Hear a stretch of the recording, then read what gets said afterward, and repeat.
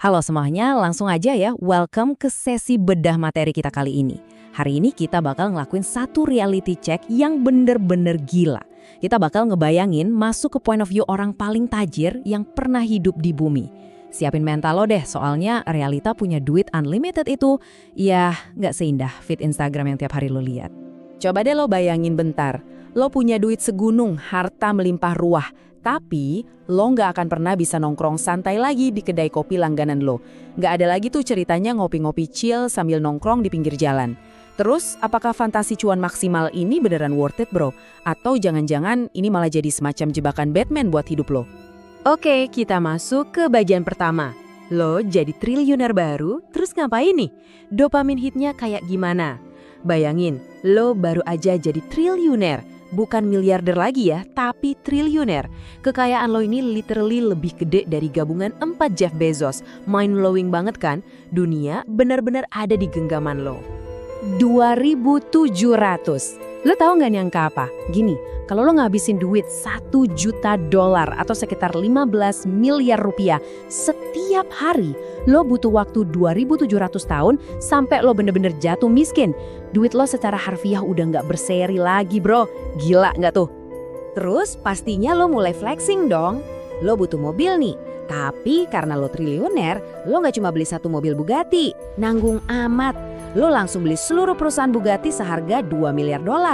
Dan yang paling gila, angka segede itu cuma 0,2% dari total kekayaan bersih lo. Buat akuntan lo, pengeluaran $2 miliar ini tuh cuma dicatat sebagai pembulatan doang. Kacau sih. Tapi tunggu dulu, hype ini ternyata cepet banget berubah jadi parno. Tiba-tiba seluruh dunia tahu muka lo. Ratusan orang nongkrong di luar apartemen lo tiap hari. Jadi cuma dalam 48 jam, lo terpaksa harus nambah keamanan besar-besaran. Dari yang tadinya santai sendirian, terus jadi butuh satu bodyguard, nambah 2, sampai akhirnya lo butuh 12 operator bersenjata lengkap yang muter 24 jam. Ini udah level pengamanan presiden lo, dan itu cuma buat nganter lo ke depan pintu rumah. Dan pastinya lo butuh tempat tinggal baru buat kabur dari kejaran paparazzi. Nah, ini dia nih starter pack miliarder yang bener-bener di luar nalar. Rumah pribadi seluas 14 hektar, terus ada 63 staf rumah tangga, pesawat Boeing 747 modifikasi seharga $400 juta, sampai kapal pesiar yang ada garasi kapal selamnya. Ngelola ini semua tuh pusingnya minta ampun deh. Hidup lo sekarang udah nggak kayak orang biasa, tapi lebih mirip kayak ngurusin sebuah negara kecil. Masuk ke bagian kedua nih, trust issue di circle lo, alias the social disconnect. Kehidupan sosial lo mulai hancur berantakan. Gini deh, lo mungkin ngerasa aman secara fisik, tapi tiba-tiba lo bahkan gak bisa sekedar beli kopi tanpa ngasih tahu tim keamanan lo 45 menit sebelumnya. Terus pas lo datang, orang-orang mendadak kicep, barista gemeteran, dan pasti ada aja tuh yang diam-diam ngerekam muka lo pakai HP. Dampaknya, circle pertemanan lo berubah drastis. Coba bayangin, lo ngundang temen sekamar zaman kuliah buat nginap. Dulu tuh ya, kalian sering debat sengit soal film, ngomongin politik, atau sekedar ribut mau makan di mana. Tapi sekarang, dia malah muji-muji semua omongan lo. Setuju-setuju aja bawaannya dan ketawa ngakak banget buat jokes lo yang sebenarnya garing minta ampun. Udah gak ada lagi temen yang tulus. Yang ada cuma orang-orang yang jalan jinjit karena saking takutnya ngerusak mood sang triliuner. Terus gimana soal asmara? Misal lo ketemu cewek yang asik banget, pinter, dan lucu. 3 minggu jalan bareng, rasanya udah kayak nemu cinta sejati. Tapi tiba-tiba muncul red flag segede gaban. Dia keceplosan nyebutin soal pulau pribadi lo atau nama pilot lo, padahal lo ngerasa belum pernah cerita sama sekali. Lo langsung mikir keras dong, apakah dia beneran cinta sama lo? Atau dia cuma cinta sama akses hidup mewah, jet pribadi, dan harta lo doang? Wah, pertanyaan ini bakal terus muter-muter di kepala lo, sumpah. Akhirnya lo mutusin buat mundur perlahan. Tapi dramanya belum kelar, bro. Ternyata ada orang di restoran yang ngebocorin kisah secret romance kalian berdua ke akun gosip. Bam, tiba-tiba nama, wajah, sama kerjaan cewek itu tersebar luas di mana-mana. Dia sampai dapat ancaman dari orang asing. Kehidupan normalnya hancur lebur seketika cuma gara-gara dia pernah makan malam bareng lo. Nyesek banget kan? Lanjut ke bagian ketiga, spill drama dan gugatan hukum. Ini avalanche of drama banget sih. Poin krusialnya di sini adalah pas lo jadi orang dengan dompet paling tebel di bumi, secara otomatis lo jadi target sasaran buat semua orang. Ibaratnya uang manis narik banyak banget lalat. Asli, ini bakal jadi mimpi buruk legal buat lo. Bayangin, ada 17 gugatan hukum masuk cuma dalam 6 bulan pertama. Mulai dari mantan rekan bisnis yang tiba-tiba ngungkit masalah 9 tahun lalu, terus ada lagi ibu-ibu di Arizona yang ngeklaim lo pernah janjiin dia 10 juta dolar, padahal ke Arizona aja lo belum pernah nginjekin kaki. Yah, kebanyakan emang gugatan sampah. Tapi lo tetap harus ngeluarin budget legal sampai 40 juta dolar setahun cuma buat ngelawan orang-orang yang mau nyedot duit lo. Capek banget pasti. Terus, angka 250 ribu dolar itu buat apa? Nah, ini nominal pengkhianatan yang bener-bener bikin nyesek parah. Ternyata, seorang teman lama lo ngejual cerita ke majalah tentang jokes tongkrongan lo di asrama belasan tahun lalu. Cerita itu dipelintir habis-habisan biar lo kelihatan jadi orang jahat dan viral dalam 48 jam. Tim PR lo nyaranin buat diem aja dan gak ngerespon. Lo akhirnya cuma bisa duduk diem, sambil sadar kalau masa lalu lo, pertemanan lo, ternyata cuma dihargai 250 ribu dolar sama orang yang dulu lo panggil sahabat. Yang lebih parah lagi, trust issue dan paranoia ini mulai masuk ke dalam rumah lo sendiri.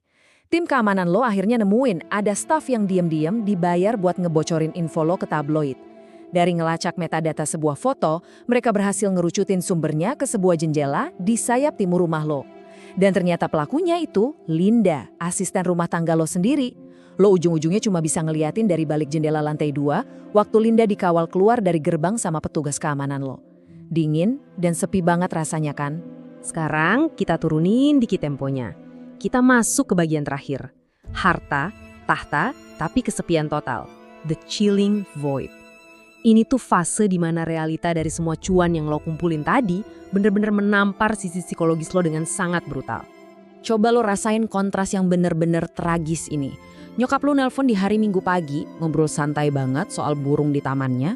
10 menit yang berharga banget, yang bikin lo ngerasa jadi manusia normal lagi. Tapi terus nyokap ngasih tahu kalau saudara laki-laki lo lagi kesusahan bayar cicilan. Sebagai orang kaya, pastinya lo langsung kirimin dia jutaan dolar buat bantu dong. Tapi hasilnya apa? Waktu ada acara makan malam keluarga, dia malah sengaja ngehindarin lo. Dia nggak mau natap mata lo sama sekali. Dan akhirnya malah milih pulang duluan tanpa pamit. Gak lama, nyokap lo nyampein satu kalimat dari saudara lo yang benar-benar nusuk.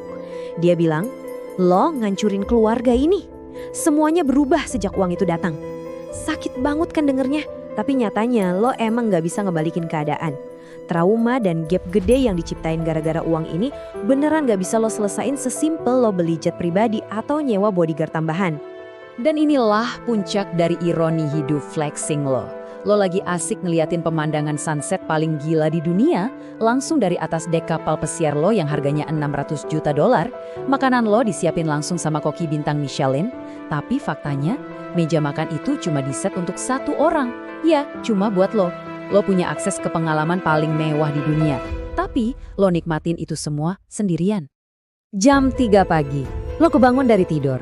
Lo iseng jalan nyusurin bioskop pribadi berkapasitas 60 kursi yang kosong melompong. Sunyi senyap banget. Satu-satunya suara yang nemenin lo di ruangan segede itu cuma dengungan mekanis dari kamera CCTV keamanan yang terus gerak ngikutin kemanapun lo ngelangkah. Lo bener-bener diawasi oleh sistem canggih yang lo beli pakai uang lo sendiri. Terus lo lanjut jalan keluar, nyeker di atas rumput yang masih basah dan dingin, lo natap ke arah langit. Di titik itu, lo baru sadar. Bintang-bintang di atas sana itu sama sekali nggak berubah. Itu bintang yang sama persis kayak yang sering lo tatap zaman lo masih kere dulu, pas lo masih sering telat bayar kosan, tapi waktu itu lo happy dan ngerasa bebas banget. Ya, bintangnya emang nggak pindah kemana-mana, tapi semua yang ada di bawahnya, termasuk diri lo sendiri, itu udah berubah total. 60, itu jumlah orang yang tiap hari kerja di pekarangan rumah lo. Mereka sibuk motong rumput, ngurusin kolam renang yang baru 3 kali lo pakai, atau bersihin lapangan tenis yang bahkan gak pernah lo sentuh sama sekali. Ada 60 orang warawiri di sana tiap hari. Tapi, ada satu realita lumayan dark yang harus lo terima. Lo adalah satu-satunya orang yang benar-benar tinggal dan hidup di sana. Jadi setelah kita ngebongkar habis-habisan realita ini, gue mau nanya ke kalian, apakah kekayaan tanpa batas itu adalah impian terindah atau malah sebuah mimpi buruk psikologis yang pelan-pelan ngurung lo dari dunia nyata? Coba deh lo renungin lagi soal obsesi kita semua yang sering banget nyari cuan mati-matian. Sampai jumpa di bedah materi kita selanjutnya ya. Dan tetap kritis guys.